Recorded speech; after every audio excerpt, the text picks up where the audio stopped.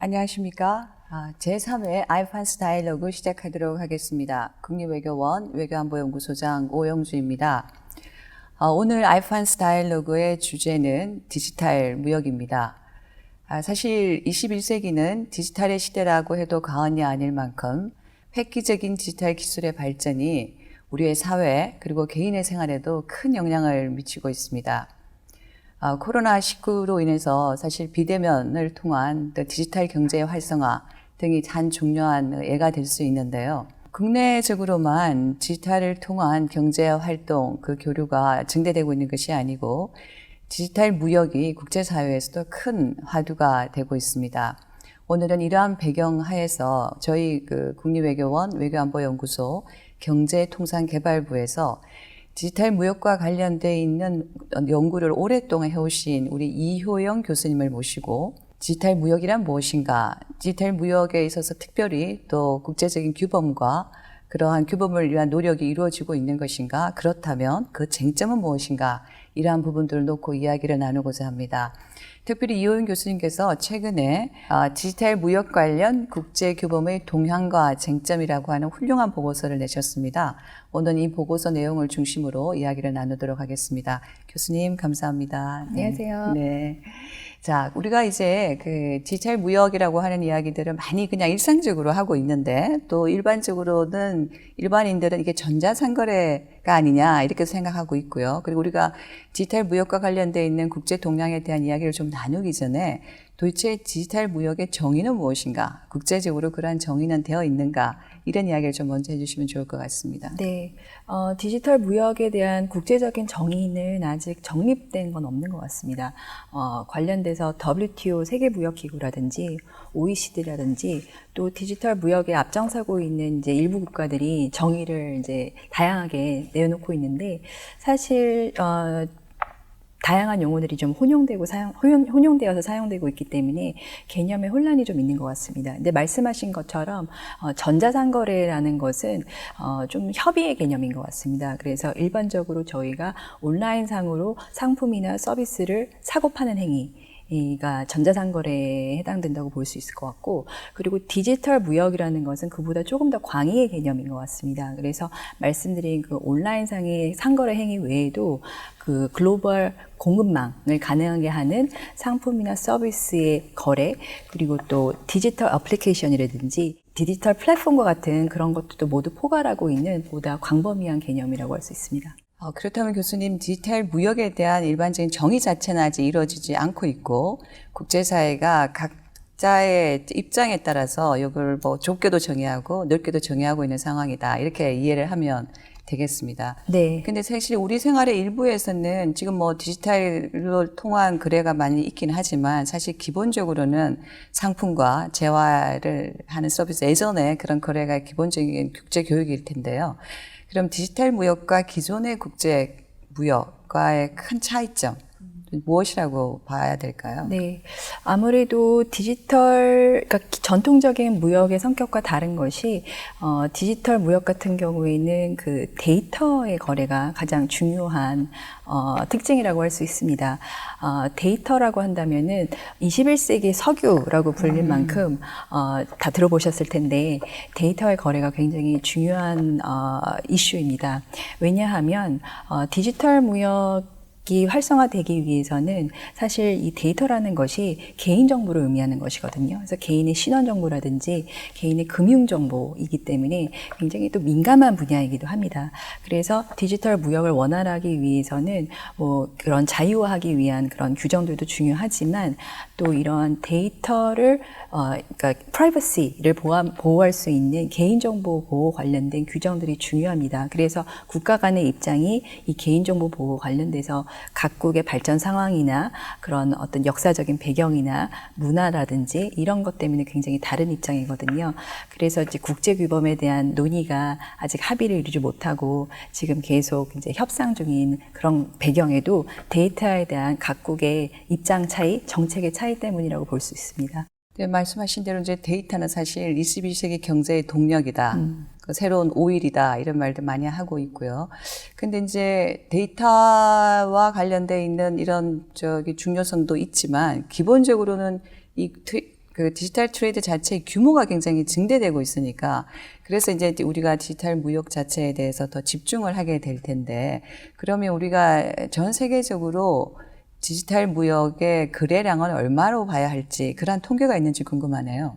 그래서 디지털 무역 규모는 사실 2000년대부터 지속적으로 성장을 해왔는데, 특히 그 2019년 기준으로 봤을 때 디지털 무역의 규모가 전 세계 무역량의 한 6% 정도, 그러니까 1조 5천억 달러 정도 되는 규모라고 보고되고 있습니다. 그리고 이 중에서도 특히 온라인 동영상이나 음원, 뭐 게임과 같은 그런 컨텐츠, 그러니까 디지털 서비스 분야라고 하는데요. 디지털 서비스 무역은 2005년부터 2018년까지 연평균 7% 성장한 것으로 보고되고 있습니다. 사실 전체 서비스 무역의 성장률이 연평균 6%인 것에 비해서는 다소 높다고 볼 수 있습니다. 네. 그리고 우리나라의 경우에는 사실 이보다 좀 더 높은 성장률을 기록하고 있습니다. 같은 기간 동안 저희의 그 디지털 서비스 무역 성장률은 연평균 8.8% 정도 되는 것으로 보고되고 있어서 세계 연평균 성장률보다 높은 것으로 나타나고 있고, 그리고 우리나라 전체 서비스 수출에서 디지털 서비스 무역이 차지하는 비중이 2005년에는 한 22% 정도였는데 2019년에는 40% 정도로 크게 성장한 것으로 나타나고 있어서 우리나라의 디지털 서비스 무역에 있어서의 그 성장률이 매우 주목되고 있는 상황입니다. 그건 이제 우리가 국제사회에 제공하는 어떤 디지털 재화랄까 그 서비스를 우리가 많이 갖고 있기 때문이죠. 뭐 네. K-팝이나 드라마나 이런 것들이 많다 보니까 네, 맞습니다. 우리가 제공할 수 있는 여러 가지가 많고 예, 예. 그래서 디지털 서비스 차원에 있어서 우리가 디지털 무역에 있어서 굉장히 유리한 고점을 또 차지하고 있다 이렇게도 이야기 드릴 수가 있을 네, 것 같아요. 맞습니다. 근데 그럼 말씀하신 대로 결국은 디지털 무역을 뜻받드는 것은 디지털 경제가 되겠네요. 그죠? 국내에서 디지털 경제를 얼마나 규모를 더 많이 확대해 나가고, 그게 국제사회와 교류할 수 있는 여러 가지, 재화를 많이 성장시켜 나가느냐 하는 것이 디지털 무역에서 유리한 고점을 차지하게 될 것 같은데요. 우리가 예전에 여러 가지 뭐 상품을 많이 개발을 했던 것처럼 이제는 디지털 무역에 적합한 재화들을 많이 개발을 해야 될 텐데, 그렇다면 이제 일반적으로 우리 언론에서도 디지털 경제다 이런 이야기를 많이 하지 않습니까? 네. 그러면 또 이게 또 4차 산업혁명이다 이런 이야기도 많이 하고 있는데 어떻게 4차 산업혁명과 디지털 경제는 굉장히 많이 연계되어 있는 것 같고 그 개념도 유사하기도 한데요. 일단 우리가 그 개념 정리를 조금 하고 디지털 경제라고 하는 것이 품는 범위가 어떤 것인지를 알아야 국제 규범에서 각각의 국가들이 어떤 입장을 가지고 있느냐 하는 거에도 연계가 될 것 같아요. 네. 4차 산업혁명이라고 저희가 얘기를 보통 많이 하고 있는데, 사실 그 디지털 경제라고 더 많이 얘기를 하고 있습니다. 외국에서는. 그래서 디지털 이코노미라는 얘기를 많이 하고 있는데, 디지털 무역의 범주는 디지털 경제의 범주에 비하면 좀 적겠죠. 왜냐면은 국경 간에 거래되는 디지털 재화나 서비스를 의미하는 거기 때문에. 근데 디지털 경제의 분야는 그보다 훨씬 더 넓은 범위라고 할 수 있겠죠. 디지털 기술들이 관련된 그런 경제 산업이기 때문에 우리가 요즘 많이 얘기하고 있는 4차 산업혁명 관련된 기술들, 뭐 인공지능, AI라든지 교무인과 관련된 핀테크라든지 뭐 드론 기술, 또 뭐 3D 프린팅, 뭐 로보틱스, 뭐 자율주행 차량 이런 모든 분야가 사실 디지털 경제 분야에 해당이 되기 때문에 굉장히 넓은 범위라고 할 수 있습니다.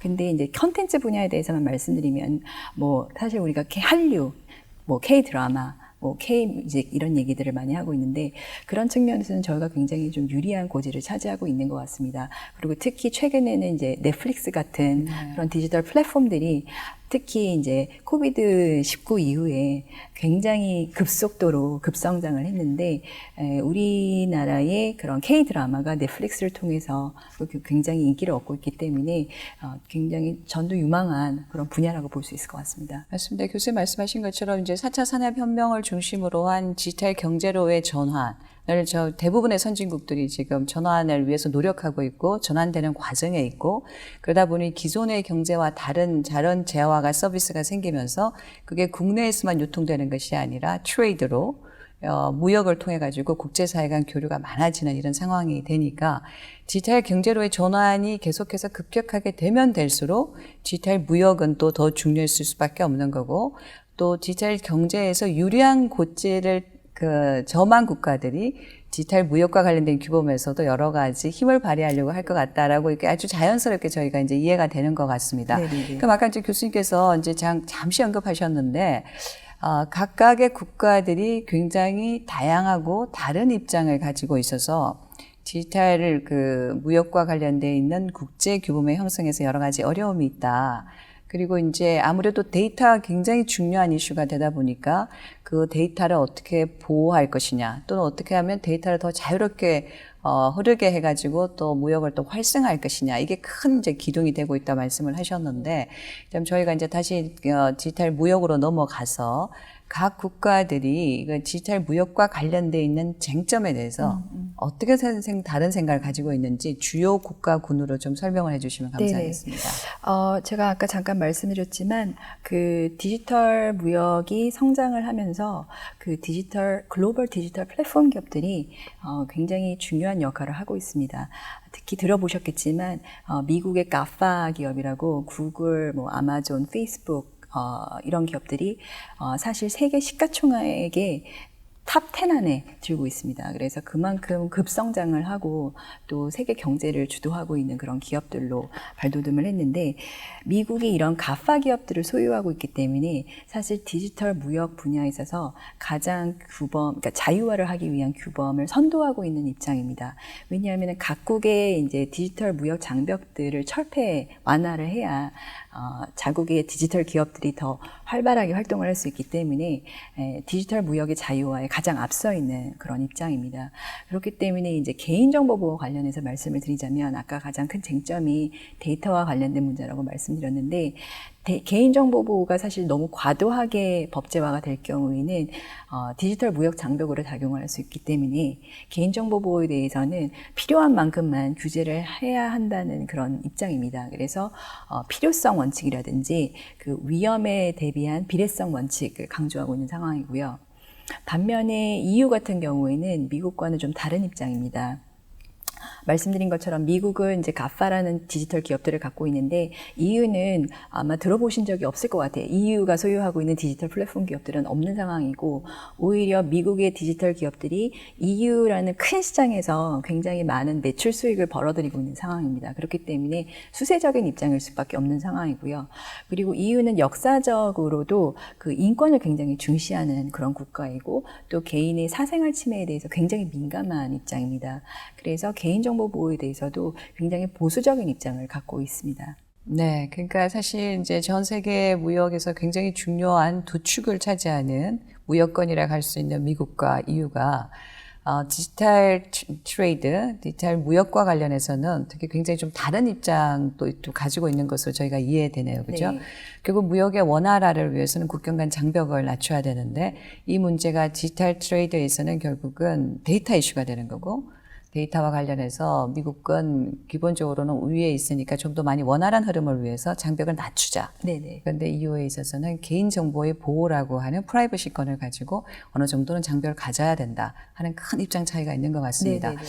사실 이제 저희가 알기로는 미중 간 전략적 경쟁이 굉장히 심화되고 있는 상황에서 이 디지털 분야도 굉장히 중요한 분야라고 저희가 알고 있는데, 그렇다면 중국의 입장은 어떠한지 좀 궁금합니다. 네, 굉장히 날카로운 질문을 해주셨는데요, 소장님. 사실 미국과 EU의 입장 차이도 중요하지만, 사실 중국의 그 데이터 거버넌스 체제가 미국, EU와는 또 굉장히 다른 특징을 갖고 있습니다. 중국은 사실 인터넷 주권, 그러니까 인터넷 서브런티를 강하게 주장하고 있는데, 중국 내에서 거래되는 모든 데이터에 대해서는 굉장히 엄격하게 통제를 하고 검열을 하고 있고요. 그리고 중국 밖으로 데이터가 국외 이전되는 거에 대해서는 금지를 하고 있습니다.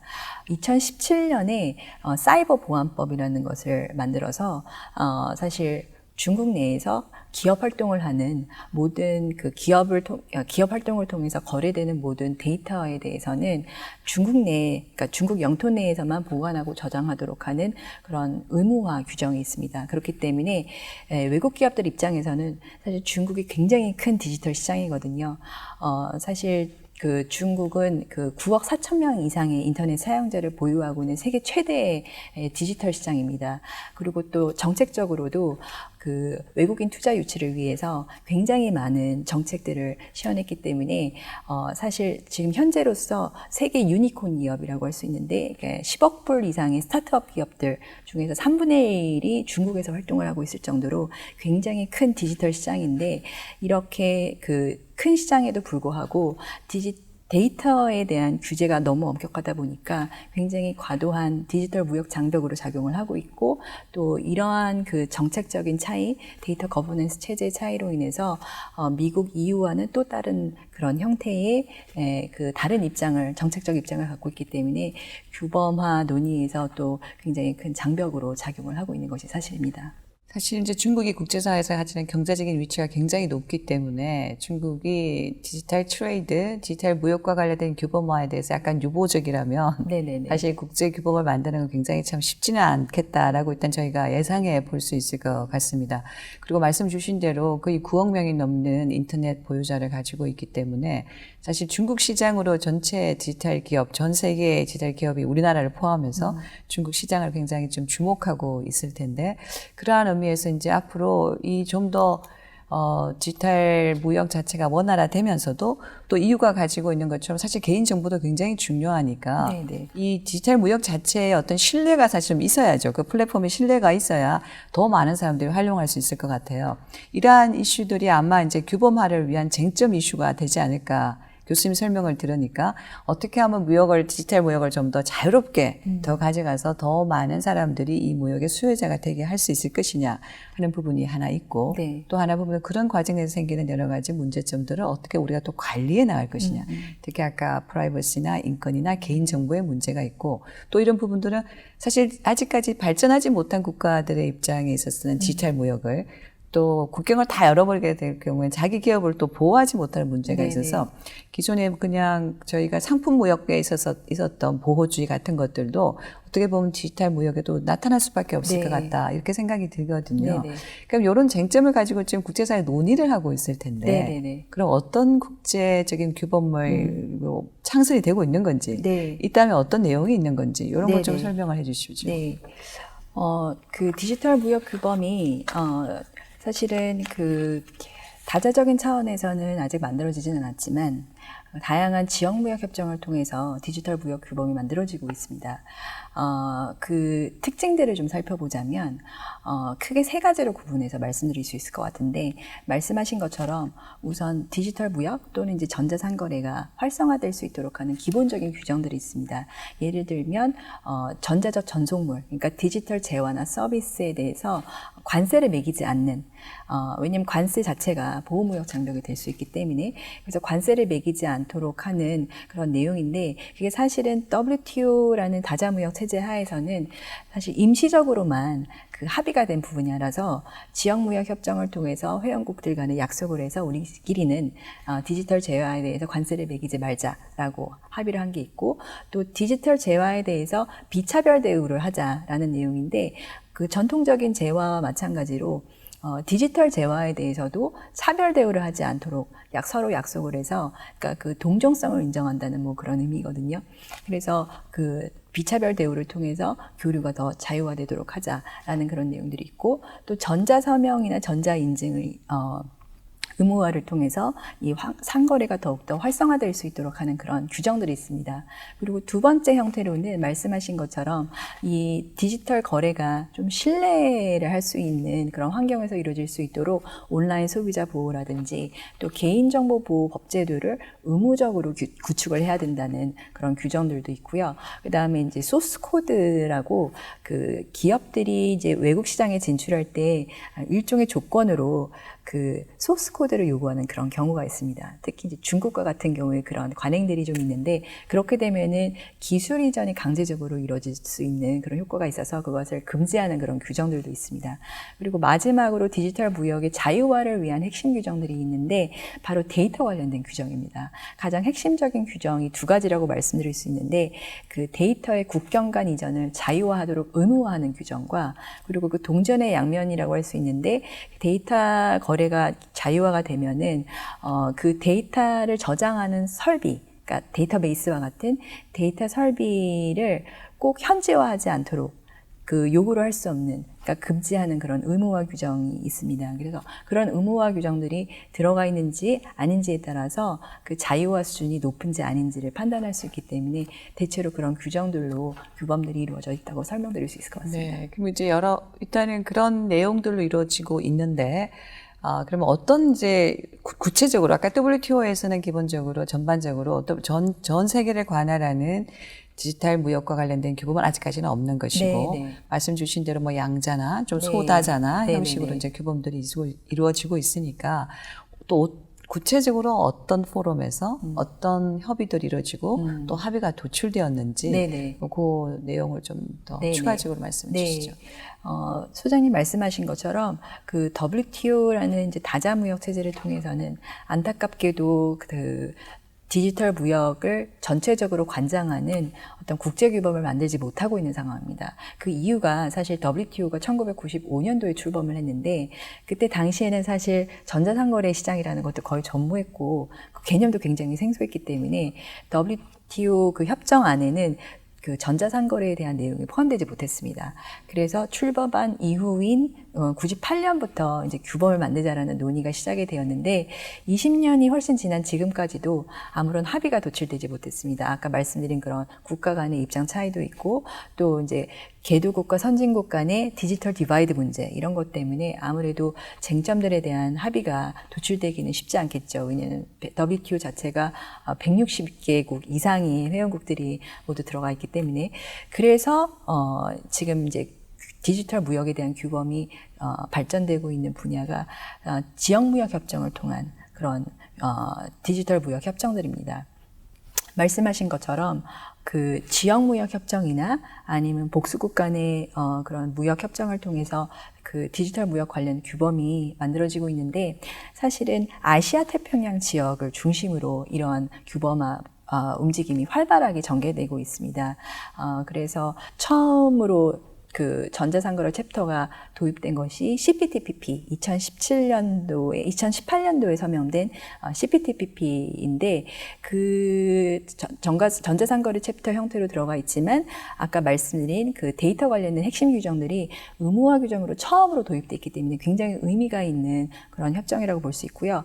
그 다음으로 그 미국, 멕시코, 캐나다 간에 체결된 그 USMCA도 디지털 무역 챕터를 포함하고 있습니다. 거기서도 디지털 무역 관련된 규범을 만들고 있고 그보다 조금 더 발전된 형태가 2019년도에 서명된 미국과 일본 간의 디지털 무역 협정입니다. 그래서 그것도 이제 좀 더 발전된 형태로 디지털 무역의 또 규범이 수립이 되었고 최근에는 2020년 이후에 그 서명된 그 싱가포르 주도의 디지털 무역 협정들이 있습니다. 싱가포르, 뉴질랜드, 칠레가 체결한 디지털 경제 동반자 협정, 데파라고 부르고 있는데요. 그런 협정도 있고 또 싱가포르, 호주 간의 디지털 경제 협정, 그러니까 DA라고 해가지고 이렇게 굉장히 다양한 디지털 무역 관련된 지역 무역 협정들이 만들어지고 있는 상황입니다. 아시아가 중심이 되고 있다는 것이 굉장히 좀 또 특이하기도 하고 네네. 또 놀랍기도 한데요. 물론 또 들어보니까 그 중심에는 또 미국의 역할이 굉장히 있어 보입니다. 뭐 한태평양 자유무역 협정 CPTPP 경우에도 미국이 지금 가입은 안 했지만 미국의 주도로 많은 논의가 있었던 거고 네네. 그러니까 보니까 이제 결국은 디지털 무역의 자유화를 굉장히 바라고 있는 미국의 입장에서 완벽한 수준은 아니지만 지역적으로 양자적으로 그렇게 무역협정, 디지털 무역협정들을 만들어가려는 노력이 있는 것 같고 거기서 이익을 받고 있는 많은 국가들이 아시아의 국가들이 네네. 거기에 이제 같이 합류해서 규범들을 형성해 나가고 있다. 하지만 그 규범들의 뭐 차이는 아까 말씀해 주신 대로 얼마나 자유화 정도를 하느냐 아니냐 이런 거랑 연관이 좀 있을 것 같은데요. 최근에 저희가 이제 RCEP에 들어가면서 RCEP 관련해서도 국내에서 굉장히 관심이 많은데 RCEP에도 디지털 무역 조항이 있는 거죠, 교수님? 네, 소장님 말씀하신 것처럼 그 RCEP이 사실은 아시아 태평양 지역에서는 가장 최근에 체결된 지역무역협정입니다. 작년 11월 15일 날 서명이 됐는데요. 그리고 한국과 중국과 일본이 처음으로 같이 동시 가입되어 있는 메가 FTA라는 굉장히 큰 의미가 있습니다. 근데 이제 안타깝게도 디지털 무역 자유화의 측면에서는 다른 지역무역 협정에 비해서는 자유화 수준이 좀 낮다고 말씀드려야 될 것 같습니다. 그러니까 디지털 무역 챕터가 아니라 사실은 전자상거래 챕터 형태로 들어가 있고요. 그리고 아까 말씀드린 데이터의 자유화를 위한 그 핵심 규정들이 본문에는 의무 규정으로 들어가 있습니다. 근데 뒷부분을 보시면 그 분쟁 해결 절차를 적용을 하지 않는다고 명시가 되어 있어서 그 의미가 무엇이냐면 그 회원국들에게 그 의무화된 디지털 그 무역의 자유화를 위한 그 데이터 관련된 규정들이 구속력이 없다는 겁니다. 그래서 회원국들이 지키지 않아도 문제가 없다는 얘기이기 때문에 그 자유화 수준에 있어서는 디지털 무역의 자유화 수준에 있어서는 좀 낮다고 평가될 수밖에 없을 것 같습니다. 지금 아시아 지역에서 되고 있는 디지털 무역 협정들이 그 개인의 프라이버시 문제, EU가 굉장히 중요하게 생각하는 네. 개인정보 보호와 관련된 규정들은 어떻게 되어 있는지, 특히 이제 아까 저희가 좀 그 설명은 좀 안 드렸는데 일본 이제 EU의 개인정보보호법에 관한 설명은 또 조금 필요할 것 같아요. 우리라도 나중에 연관이 되어 있기 때문에 네네네. 그걸 같이 좀 설명을 해주시죠. 네, EU의 개인정보 보호에 대해서 설명을 드리자면 2018년도에 그 GDPR이라고 개인정보 보호 규정을 개정을 했습니다. 그래서 그 영내 회원국들 간에는 굉장히 좀 신뢰 있게 디지털 무역이 자유화될 수 있도록 그 개인정보 보호의 수준을 굉장히 강화를 했고요. 그 다음에 그 EU와 거래하는 여개국에 대해서는 그 EU GDPR과 동등한 수준의 개인정보 보호 법제를 마련하지 않으면 EU 시장에 진출할 수 없도록 그렇게 좀 강화를 했습니다. 그래서 여개국 같은 경우에는 그 적정성 평가를 받아야 돼서 이 EU GDPR에 따른 적정성 평가를 통과하면 그 해당 국가의 기업들이 EU 시장에 진출을 해서 데이터를 거래할 수 있는 그런 방향으로 만들고 있습니다. 그리고 또 최근에는 또 데이터 거버넌스 관련해서 그 데이터 공유에 대한 어떤 원칙을 또 만들어서 데이터 공유에 대한 그런 법제를 또 만들었고, 또 AI와 관련해서도 좀 인간 중심의, 그리고 신뢰할 수 있는 그런 AI 기술을 활용하자는 취지에서 AI와 관련된 새로운 또 법제를 만들어내고 있는 상황입니다. 그래서 아까 말씀드린 것처럼 그 우리나라 같은 경우에도 그 EU GDPR의 적정성 통과를 받아야만 EU 시장에 진출을 할 수 있는데 얼마 전까지만 해도 그 저희의 그 개인정보 보호 관련된 법제를 개정을 했습니다. 그래서 개정을 통해서 최근에 EU GDPR의 적정성 평가 1차를 통과를 했거든요. 그래서 지금 현재 우리나라의 개인정보 법제 수준이 EU GDPR의 개인정보 법제 수준과 동등한 수준이라고 공식적으로 평가를 받은 것 같아서 굉장히 의미 있다고 생각이 됩니다. 네. 그래서 일단 저 지역 협정들은 이제 좀 원활한 그 교류의 원활화, 디지털 무역의 원활화 쪽으로 가고 있고, EU는 하나의 경제 블록으로서 그 원활화를 지지하기는 하지만 개인정보 보호를 위한 다양한 규범을 만들어서 국제사회에 또 이렇게 양자적으로 또 적용하려고 하고 있다, 이렇게 이해가 되는 것 같습니다. 또 하나 이제 EU와 미국 사이에서 이 디지털 트레이드와 관련돼 있는 분쟁이라고 하기는 뭐하지만 최근에 굉장히 화두가 되었던 게 디지털 기업에 대한 세금의 부과. 네네. 그죠. 그게 있었습니다. 그래서 저희가 이제 언론에서는 디지털세라고 저희가 이렇게 들었는데요. 그걸 조금 설명해 주시겠습니까? 네네. 네. 그 말씀하신 것처럼 구글이나 이제 넷플릭스 같은 디지털 플랫폼 기업들이 특히 EU 시장에서도 굉장히 활발하게 매출 수익을 벌어들이고 있는데, 문제는 그거에 대한 어떤 과세가 전혀 이루어지지 않고 있다는 겁니다. 그래 그 배경에는 사실 그 국제 조세 원칙상 기업에 대한 과세를 하기 위해서는 어떤 물리적인 고정 사업장이 있어야 되는데, 아시다시피 디지털 기업들은 그 이제 데이터를 디지털로 거래를 하고 있기 때문에 본부는 이제 미국에 두고 해당 서비스를 제공하는 지역에는 사업장이 없고 대신 데이터 설비나 이런 그 물리적인 사업장이 없어도 충분히 상업적으로 활동할 수 있기 때문에 과세를 매길 수 있는 근거가 없는 겁니다. 그래서 이제 조세 회피의 문제가 생기고 있는 것인데, 사실 이 문제에 대해 조세 회피의 문제에 대해서 90년대부터 OECD 차원에서 이 조세 회피 문제를 어떻게 대응할 것인가에 대한 논의가 이루어졌는데 지금까지도 합의가 도출되지 못하고 있는 상황이었습니다. 그런데 최근에 이제 EU의 국가들이 사실 절반 이상의 국가들이 이 문제에 적극적으로 대응을 해야겠다는 그런 정책적인 그런 움직임이 있었는지 디지털 서비스세를 부과하겠다는 이제 도입을 하겠다는 움직임을 보이고 있어서 사실 매출 수익의 각국마다 좀 다르긴 한데 뭐 5%에서 15%까지 굉장히 다양한 형태의 디지털 서비스세를 실제로 도입을 하고 이행까지 한 국가들도 있었습니다. 그래서 이에 대해서 이제 미국 기업들은 이거는 미국 디지털 기업에 대한 차별적인 관행이다라고 해서 그 301조의 근거에서 보복관세를 이제 물리게 되는 상황까지 가게 된 거죠. 근데 참 다행스럽게도 최근에 OECD에서 논의되었던 이 국제조세 원칙에 대한 그 합의안이 전격적으로 도출이 되었습니다. 그게 아마 이제 바이든 행정부가 출범하면서 동맹국인 EU와 협력 필요성을 굉장히 강하게 느꼈기 때문에 타협을 한 것이 아닌가 생각이 됩니다. 그래서 국제조세 그 원칙을 이제 좀 바꿔서 물리적인 고정사업장이 없어도 디지털 기업에 대해서 과세할 수 있는 그런 법적 근거를 만들어내고 또 이제 과세 대상을 좀 더 확대해서 디지털 기업뿐만 아니라 연 매출 7.5억 유로 이상인 기업들에 대해서 과세를 할 수 있도록 그 합의를 하게 되어서 사실은 이제 삼성과 같은 저희의 글로벌 기업들도 과세 대상이 될 것으로 생각이 됩니다. 근데 사실 이제 그런 점에서는 조금 걱정이 되는 부분이긴 하지만 각국마다 다른 형태와 수준의 디지털세를 부과받는 것보다는 어떤 통일된 국제 과세 원칙에 따라서 기업들이 좀 더 예측 가능하고 안정된 그런 무역 환경에서 활동을 할 수 있는 게 더 중요한 것 같아서 그런 점에서는 바람직한 것 같고 또 우리나라도 우리 시장에서 활동하는 외국 글로벌 기업들에 대해서 과세를 할 수 있기 때문에 세수 수입원이 확대되는 그런 효과도 기대할 수 있을 것 같습니다. 네, EU에서 시작된 것이 OECD를 통해서 이제 일종의 하나의 국제 규범으로 디지털세가 자리 잡고 조금 더 뭐라 그럴까요? 공평한 방식으로 이루어지고 있다. 이렇게 이해가 되고 또 그게 이제 가질 파급력은 꽤 있겠습니다. 큰 기업들이 이제 자기들이 활동하는 국가에서 세금을 내야 되는 것이기 때문에 어떻게 보면은 사실 이 일하고 있는 곳에서 돈을 좀 내는 것이 맞다 이런 생각도 드는 것 같아요.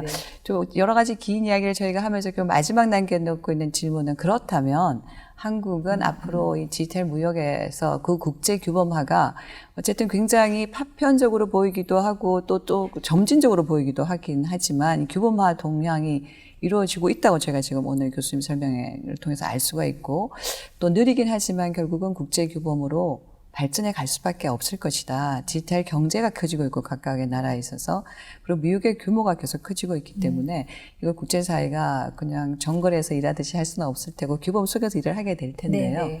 한국 정부는 앞으로 어떤 입장을 가지고 가야 할지 우리의 디지털 규범과 관련돼 있는 우리의 자세라든지 또 준비해야 될 건 무엇일지 설명해 주시기 바랍니다. 아까 설명드린 것처럼 우리나라는 그 아까 말씀드린 아시아 태평양 지역의 다양한 디지털 무역 관련된 지역 무역 협정에 아직 가입하지 못하고 있는 상황입니다. 단지 이제 RCEP에만 참여를 하고 있기 때문에 디지털 무역의 자유와 규범 동향, 수립 동향에 있어서는 좀 다소 소외되어 왔던 상황인 것 같습니다. 근데 다행스럽게도 최근에 저희가 그 싱가포르와 디지털 동반자 협정, DPA라는 그런 협상을 지금 진행 중이거든요. 그래서 지금 약간 일부 쟁점만 남겨놓고 합의를 앞두고 있기 때문에 조만간 타결이 될 것으로 보이고 그리고 이미 발효가 됐지만 아까 말씀드린 그 싱가포르, 칠레, 뉴질랜드 간의 대파 협정에 대해서 저희가 공식적으로 가입 의사를 선언했기 때문에 또 연내에 그 협상이 진행이 될 것으로 생각이 됩니다. 그래서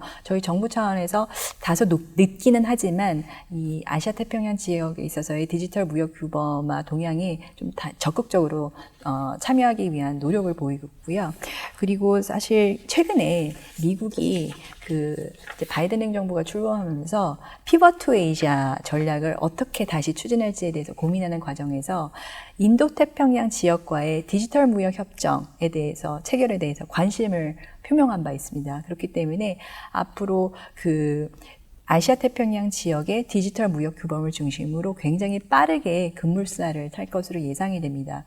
안타까운 것은 이것이 사실 미중 기술 패권 전쟁의 일환이라는 점에서 좀 안타까운 점이 있긴 하지만 저희는 사실 그거와 무관하게 이 디지털 무역 규범을 수립하는 동향에 적극적으로 참여한다는 측면에서 협상에 참여를 해야 될 것 같고, 또 궁극적으로는 우리 기업들이 이 디지털 무역 환경에서 좀 더 유리한 그런 고지에서 활동을 할 수 있도록 최대한 유리한 그런 규범들을 만들어낼 수 있도록 저희가 적극적으로 동참을 해야 될 것 같습니다. 그리고 궁극적으로는 아까 말씀드린 것처럼 그 디지털 무역의 자유화도 중요하지만 개인정보 보호라든지 사이버 안보 이런 그 균형이 굉장히 중요한 것 같습니다. 그래서 그런 균형을 적절하게 모색할 수 있도록 우리 국내 제도가 너무 지나치게 보호하지 않으면서도 또 어느 정도 자유화가 이루어질 수 있도록 좀 균형된 그런 국내 제도를 만들 수 있도록 노력을 해야 될 것이고, 그리고 저희도 이제 디지털 뉴딜 정책이라는 것을 추구하고 있습니다. 그래서 그것에 하지만 또 국제 규범에 또 배치되지 않은 방향으로 좀 조화롭게 저희의 정책과 국내 제도를 가져갈 필요가 있을 것 같습니다. 해야 할 일이 굉장히 많은 이슈인 것 같습니다. 근데 우리나라가 디지털 경제로의 전환을 전 세계 어느 나라보다 빨리 하고 있고, 또 무역을 통해서 얻을 것도 굉장히 많은 상황이기 때문에 조금 늦긴 했지만 디지털 무역의 국제 규범 을 만들어가는 노력에 빨리 동참하고, 네네. 그 속에서 이제 우리의 국익을 최대한 지키는 방향으로 그 규범들이 형성될 수 있도록 해야 될 것 같다, 이렇게 말씀해 주신 것 같습니다. 그럴 위해서는 사실 정부나 또 기업이나 또 저희 같은 학계가 다 함께 사실 국내에서 더 많이 연구하고 고민하고 또 우리한테 가장 적절한 옵션들을 또 만들어가고 국제사회에서 반영하는 노력이 또 필요할 것 같고요. 네. 그리고 또 잘 언급해 주셨지만 저희가 이제 이게 경제 분야라고 하는 것이 정치 안보 분야와 떨어져 있지 않은 것이 21세기의 현실인 것 같습니다. 미중 간에 이제 그런 경쟁이 더 긴박하게 돌아가다 보니까 그 많은 경쟁의 분야들이 경제에서 또 이루어지고 네네. 있어서 저희에겐 사실 양날의 큰과 같은 것이기도 한데, 양날의 칼과 같은 것이기도 한데, 그러한 부분에 있어서도 우리가 좀 현명한 외교적인 자세도 필요할 것 같다. 그래서 저희에게 숙제가 많은 분야이고 앞으로도 굉장히 많은 연구와 또 노력이 필요한 분야다라고 이렇게 네. 교수님께서 말씀해 주신 것 같습니다. 장시간 오늘 좀 저희 프란스 다이얼로그를 좀 장시간 했는데 그럼에도 불구하고 이렇게 굉장히 새롭게 대두되고 있는 경제 안보 이슈에 대해서 저희가 이해를 깊게 하는 시간이었던 것 같습니다. 감사합니다. 이것으로 아이판스 다이얼로그 3회를 마치도록 하겠습니다. 구독해 주신 분들께서도 오늘 디지털 트레이드와 관련된 다양한 이슈들에 대해서 새롭게 이해하고 인식을 또 더 넓게 가지는 계기가 되었을 것으로 기대하고, 긴 시간 끝까지 시청해 주신 분들에게 특별히 감사의 말씀을 드립니다. 아이판스 다이얼로그 제4회에서 다시 만나도록 하겠습니다. 감사합니다.